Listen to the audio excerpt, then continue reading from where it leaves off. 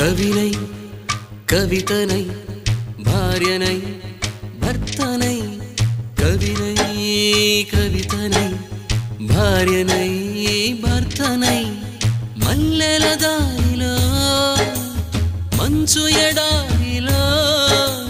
మల్లెల దారిలో మంచు ఎడారిలో పన్నీటి జయగీతాల కన్నీటి జలపాతాల నాతో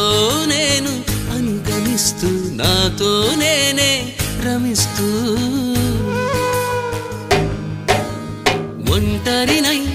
అనవరతం కంటున్నాను నిరంతరం